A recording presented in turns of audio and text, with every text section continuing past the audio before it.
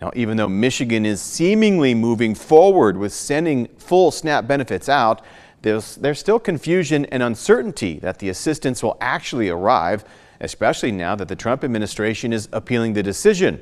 Our Kylie Shapansky spoke with someone who receives SNAP benefits each month, and she's here for you now live in our studio to share with us how those impacted are handling it. Good afternoon, Kylie. Good afternoon, Jorma.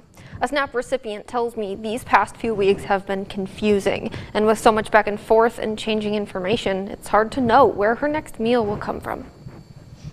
It's been just over 2 weeks since SNAP recipients first heard that there would not be any benefits for November.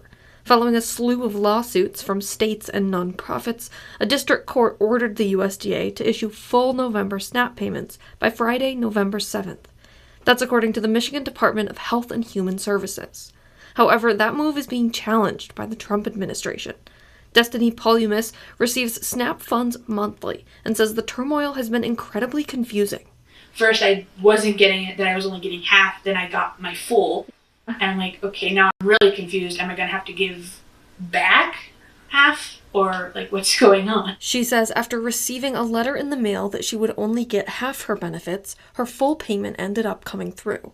But Polumis also tells me that the inconsistency isn't new. Last month, she only got half the usual payment. She says in the past, she's been overpaid and that they've taken those funds from the next month's benefits. She says she's turned to churches and food banks to fill the gaps, but she's unsure how long the resources will last.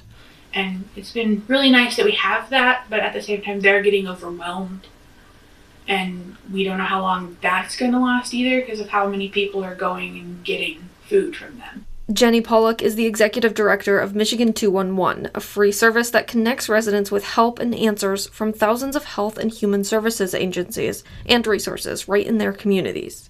She says their organization has fielded 1,000 calls more than they usually get this time of year. The past week, we saw a tremendous increase in calls and specifically for folks needing help with food. That was a 200% increase that we felt last week. We've also just learned that Governor Gretchen Whitmer is urging the Trump administration to stop fighting the judge's order and agree to allow full SNAP payments to be distributed during the shutdown.